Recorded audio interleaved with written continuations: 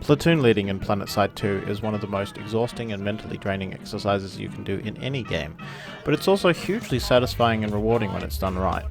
Platoons are of course one of the main reasons why Planetside 2 is still going strong even in 2020.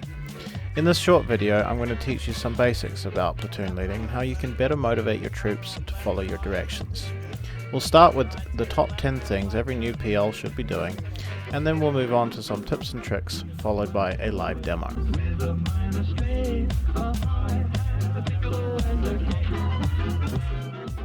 Number 1. Issue your directives in a format that your troops can understand and hear. Now I know it sounds obvious, but one of the main pitfalls I see newer platoon leads fall into is a lack of clear communications. When issuing a move order, it's important not only to indicate which tile the platoon is moving to, but to also repeat these orders. In-game sound effects will often block or dampen the in-game voice chat, and can make it very difficult for your troops to hear you if you only say these directives once. In addition, you should clearly indicate how the platoon is supposed to complete your directives. For example, if there isn't available spawns at the next tile, make sure to instruct your platoon to pull sunderers and flashes to get themselves to the point. If you are using in-game voice chat, it's important to let your troops know. I often find players have no idea that you're speaking to them in-game, because their chat is in need of a dire reset. Instruct them to do so via the text chat in-game. And don't be afraid to use multiple channels such as voice chat and text chat when it comes to issuing critical directives. Number 2. Keep an eye on the tactical situation. Now, as a platoon leader, you are not responsible for the tactical play-by-play callouts that squad leaders should be doing. But if the entire platoon is being affected by a tactical situation, that is your responsibility to call out. Things like armor columns and enemy routers and orbital strikes are all things that you should be informing your platoon of. Other things also can include enemy sunderer locations and where the majority of the enemy is. If a tactical situation becomes a strategic situation, it is your responsibility to pull the entire platoon to deal with that problem. An example would be an enemy armor column which is built to critical mass and is now threatening to backcap you or remove your spawn points. Tactical situations that aren't your responsibility to call out, assuming of course you have good squad leaders, would be enemy sniper locations, where one particular max is, which squad member should place beacon, and squad composition. These things can become a platoon-wide tactical call if they become problematic enough, but a good squad leader should be able to make these calls for each of their squads if it affects them. May not be able to get the point yet, guys, so just stand by. We're getting back cap at Alpha Squad waypoint, so Alpha Squad, please make sure to go over there. Number 3. Know your choke points. Okay, so let's first talk about what a choke point is. A choke point is any location inside of a video game that funnels a large amount of players through it in order to get to an objective. Now in Planetside that can be things like spawn points, doors, elevators, landing points for Valkyries, and spawn beacons can also become a choke point if that's the only spawn point available. It's really important that you manage choke points extremely carefully because they can become so insurmountable and so fixed in location that the platoon is just unable to advance regardless of how many troops you throw at the problem.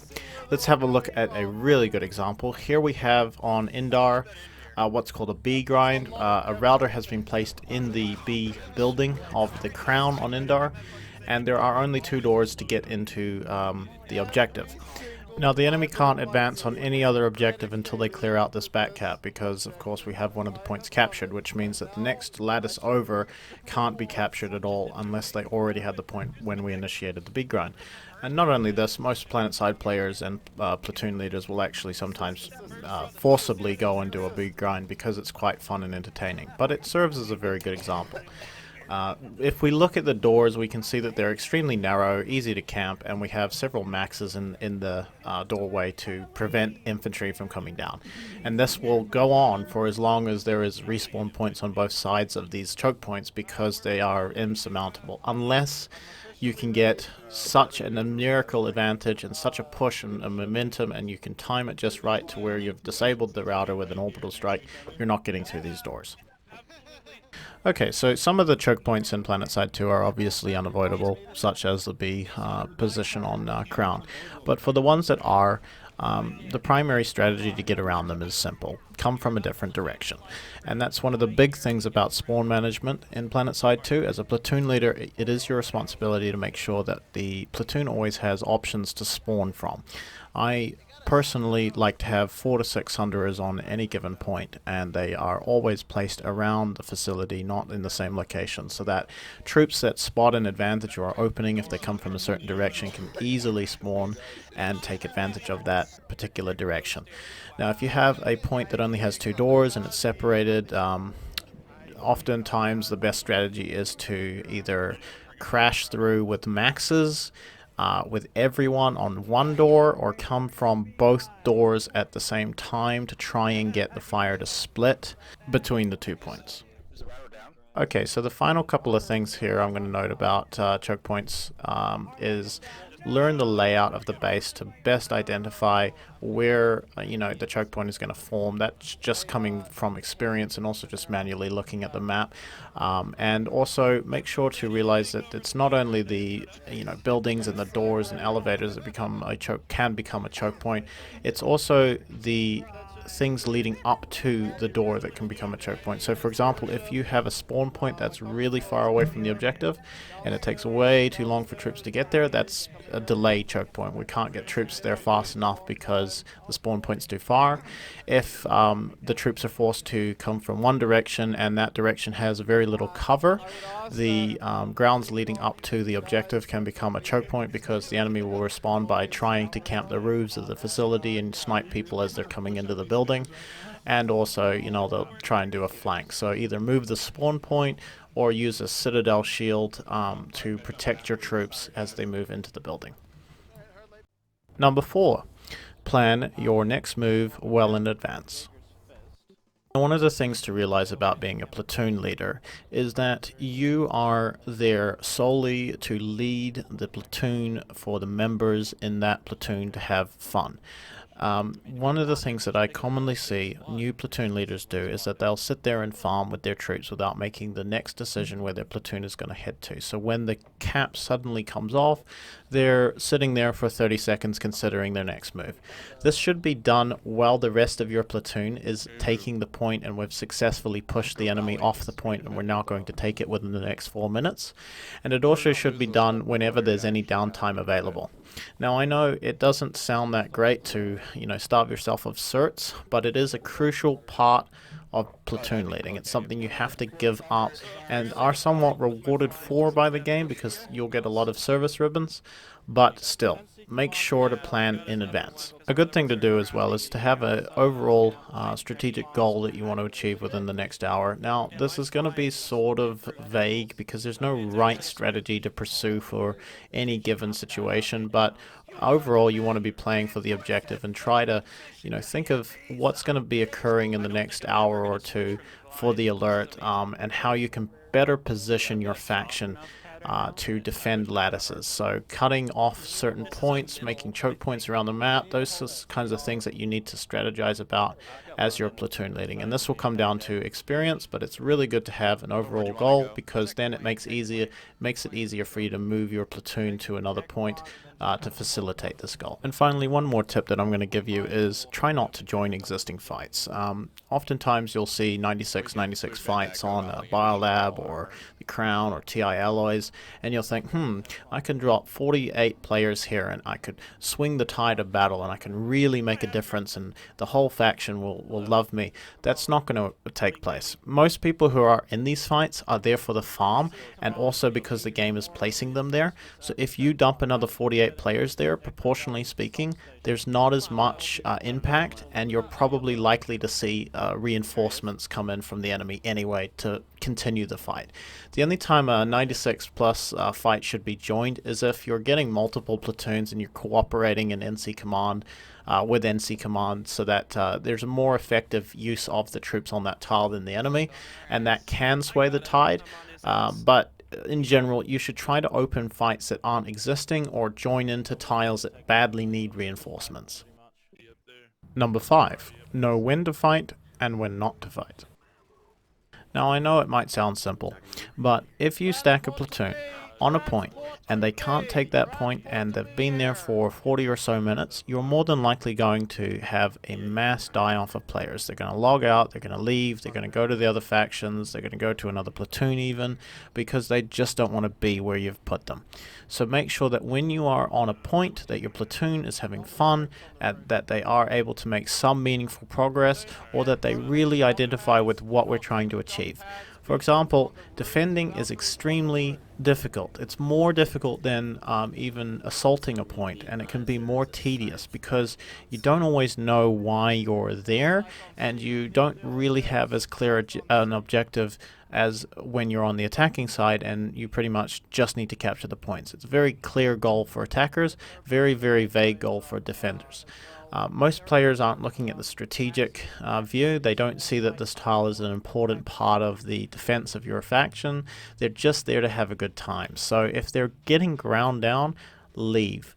And likewise, make sure you don't undercommit. You know, when you have put the platoon on a point, don't pull them off too early. If you're constantly redeploying them, they're going to burn out too. So it's important to recognize when to leave and when to stay. Number 6, managing your spawn points and your enemies. So managing spawn points comes in two parts, managing your own and managing the enemy's spawn points. Now, for managing your own spawn points, I recommend to have at least 6 Sunderers on any given point. Primarily because Sunderers are often left unattended by troops, and you have to specifically instruct them to protect certain Sunderers if they're under attack. And so it is possible that if you only have 1 or 2, one might accidentally be taken out by the enemy while no one is looking. If you have 6, it's more difficult for the enemy to do a devastating strike against you and remove all of your options. And it is also easier to get them into a position that allows your troops to come from multiple directions, which is the second point of your own spawn points. Make sure to have a variety of spawn points options available for your troops. Using routers, spawn beacons, vehicle logistics, they're all valid options aside from Sunderers to make sure that your troops can get on point easier. If there's a particularly difficult point on a base, a router can change the game and it can make it much easier to hold that position.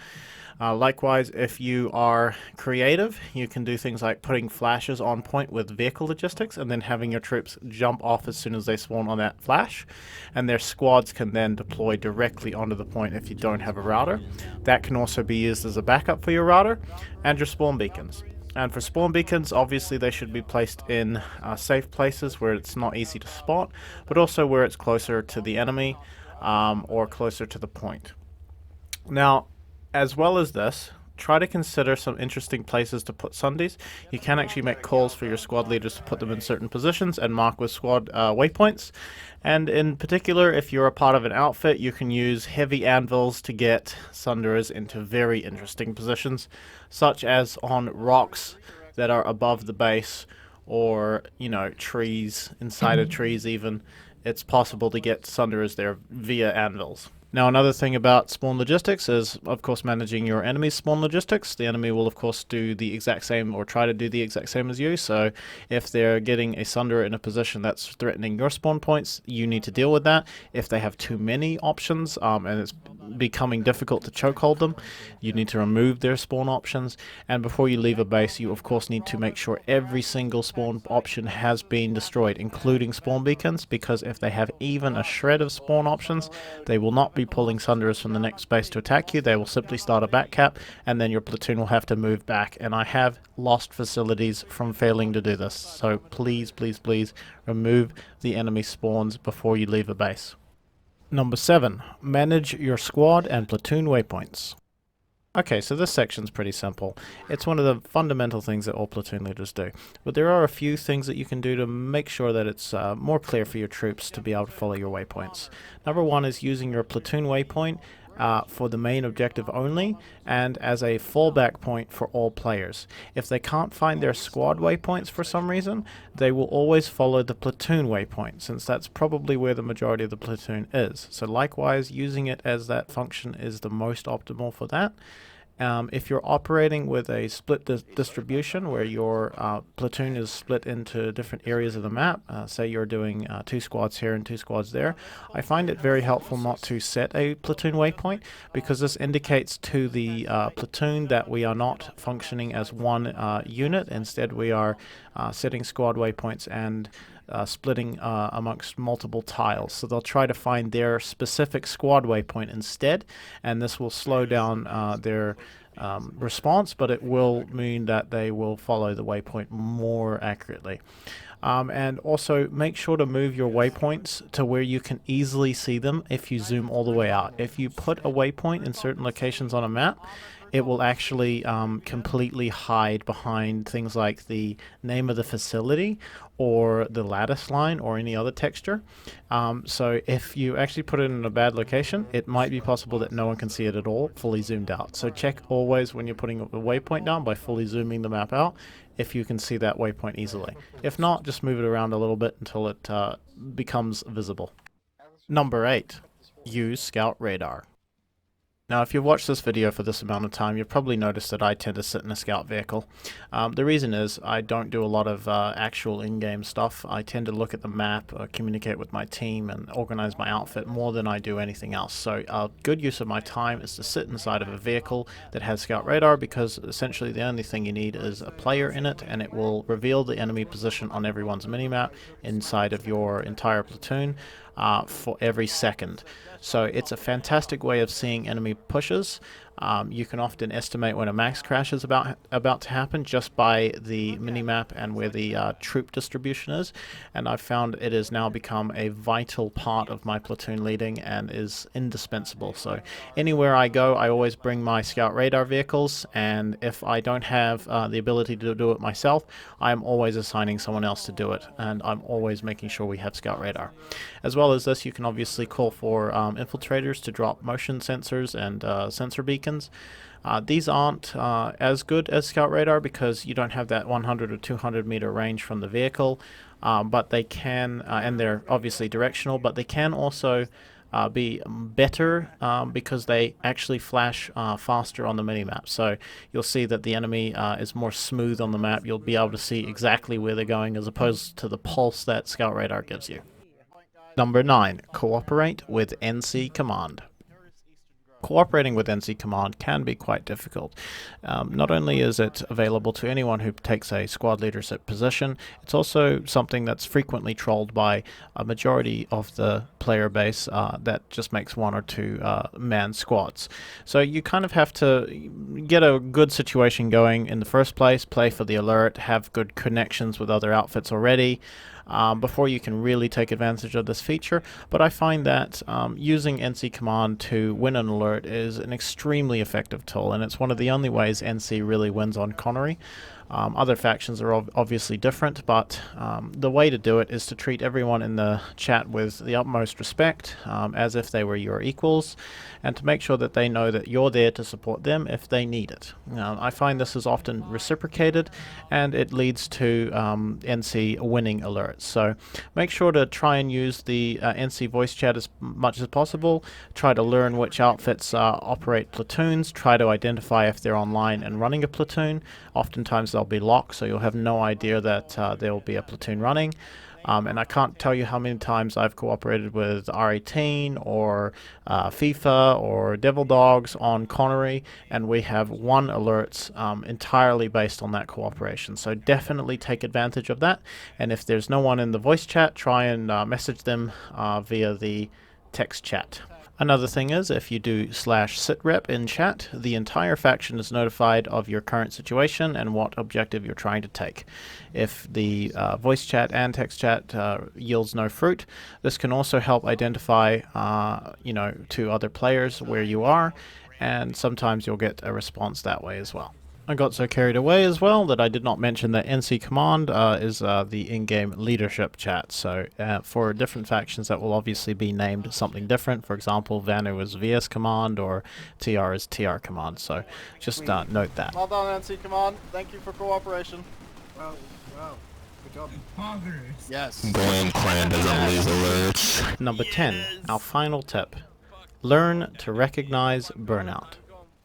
When leading a platoon, it's important to recognize your own burnout. Eventually, you'll grow tired of issuing commands and moving platoon and doing all of the necessary work to make a platoon function well, and it will slowly decline and decline until eventually the platoon is really not that effective anymore because, of course, organization starts at the top. So learn to recognize your own burnout and the burnout of your squad leaders and rotate as necessary. I have a full-scale outfit behind me who has plenty of leaders to take over in the event that I grow tired of platoon leading, and I suggest that you try to join an outfit with that infrastructure already in place, or build it amongst yourselves with friends, colleagues, whatever you can, and if that's not a possibility, disbanding is often better than just dragging it on. Okay, it's finally time for our last section, tips and tricks. Okay, so a couple of tips for you. You can use the draw function in the map to better organize your troops. You can access it at the top right here. I'll highlight it for you. And here I am drawing circles around the points at impact site for people to find them easier. Okay, so moving on. You can use the squad mentor function to eliminate fire teams and make it easier to estimate how many troops you have in the platoon. It's also easier to manage the platoon if they don't have any fire teams. Most public platoons won't have the leaders for all the individual fire teams, so this is quite useful if you're new to platoon leading. It's also good for newer players because they will join hopefully an organized platoon and it will showcase the best that Planetside has to offer. You can use BB code in the title of squads. This allows you to have fancy colors and text formatting in game to make your platoon stand out on the list. No Fear uses a combination of coloring and bolding to make their platoons unique. Identify people by squad color and number instead of nicknames. It makes managing the platoon a whole lot easier. When people request to move squad, have them do this as well. Make sure everyone in a squad is close to each other. Otherwise your squad is marked as having low cohesion. The game will give you a rating on how good your cohesion is based on how close each member is to each other. Everything else is irrelevant, so for example if they're not at the platoon waypoint and they're just all in the same area, that's still a high cohesion squad. Use an external website on a second monitor for a live map of the server. I'll link one in the description below. It can help you play the game and keep an eye on important stuff, and also if there's any cutoffs about to happen. Have a base builder in your platoon that can build a base for you so you can pull vehicles from. Cordium is free and gives you a lot of options. Platoon members are often hesitant to pull vehicles on your request because of lack of nanites. That's it. Thank you for watching this video. I have been Zacky TNT. If you'd like a live demonstration of some of these tips, you can go ahead and watch the video linked in the description and at the end of this video.